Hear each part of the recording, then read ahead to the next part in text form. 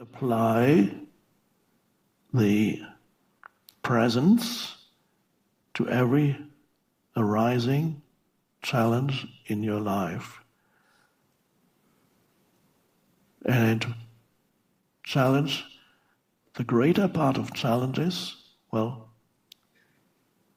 a large part of challenges comes through other people. You might have noticed.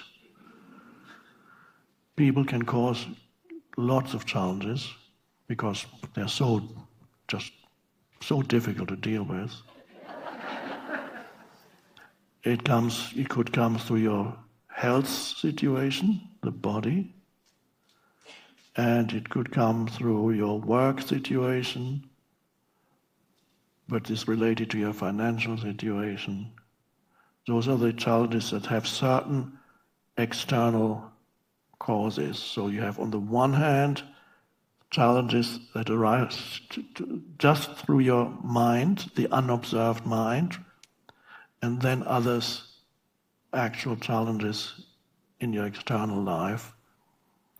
But the question is,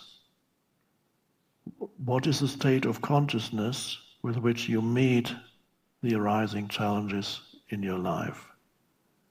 And ultimately, what your entire life is not determined by what happens to you, but by how you respond to what happens.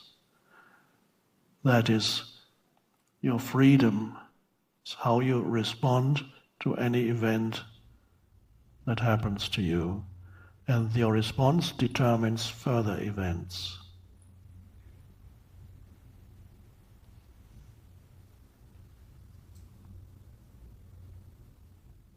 The important thing is that you gradually begin to realize, the sound is making a strange sound. You gradually begin to realize that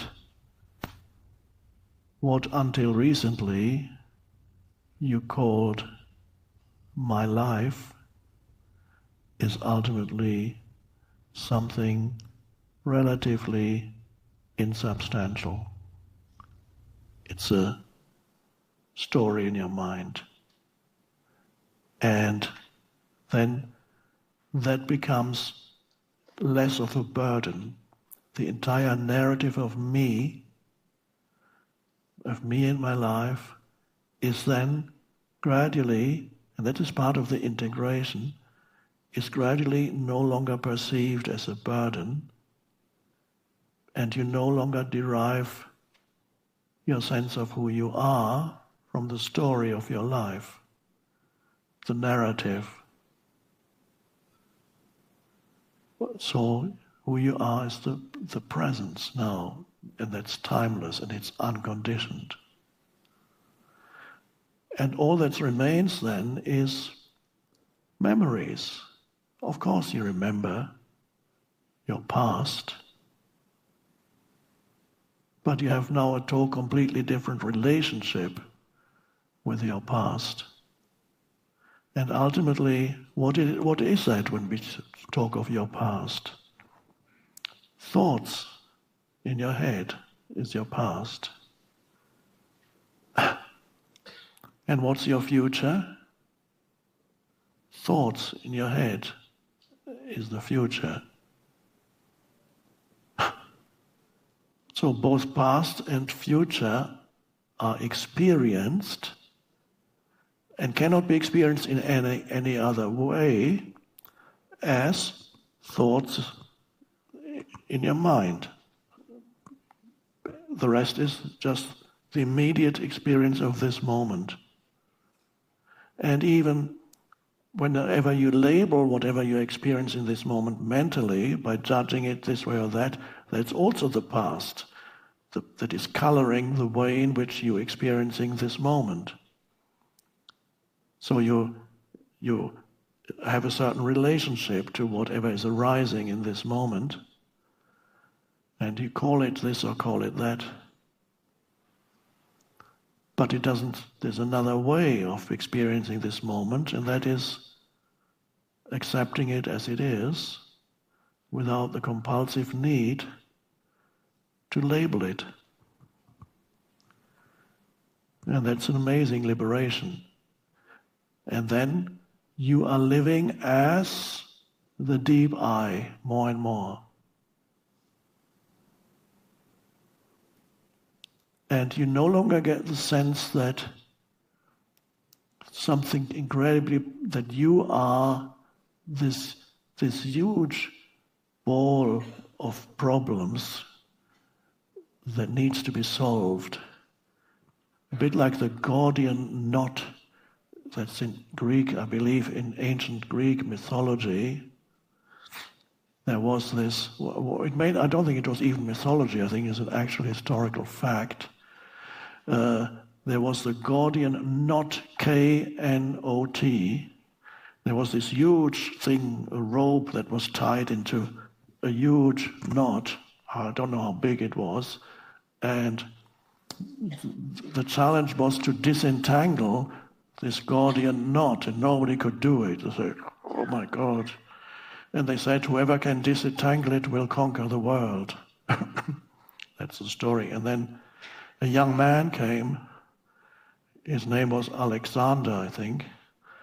And he looked at it and he drew his sword and cut through it. And so he became Alexander the Great, who conquered the known world at the time. And so the Gordian knot, I'm using this story as an analogy for the egoic self. It means you have tied yourself into a Gordian knot, me and my problems. And then you attempt to disentangle one thing after another, but while you solve one problem here, another one pops up there, and then you go there, and then, okay, I've dealt with this now.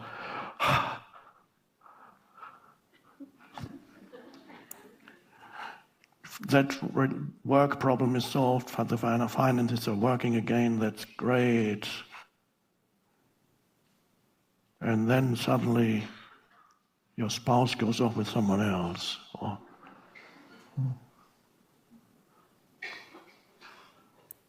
Or suddenly you have a pain here. To go. Life never leaves you alone for very long. But the main thing is that this entity that the Buddha calls the self, it doesn't take time to transcend it, because you would have to some extent, psychoanalysis tries to solve the problem of you. And although there is something to be said for occasionally looking at certain things in your past, but your main area, your main focus needs to remain the present moment, except ways when you might suddenly discover why it is that every time somebody makes you wait, you become extremely upset and angry, far beyond what would be warranted by this particular situation. And suddenly you may remember, as you become more conscious of your emotions, that perhaps when you were a child, who knows, your dad abandoned you and the family when you were very young, and this sense of abandonment comes over you even when you're waiting for somebody and somebody arrives late. You overreact totally because there's a heavy pain body associated with the idea of abandonment. And this has been unconscious, and suddenly as you bring more presence, you become more aware of that emotion that arises. Instead of being it, you're the awareness that sees the arising of the emotion. And then it sometimes happens that when you clearly see the arising of an emotion, you may suddenly also remember where it started. You may, or you may not. It could be helpful if you remember where it started. It's not an absolute necessity, because it could have started in another lifetime.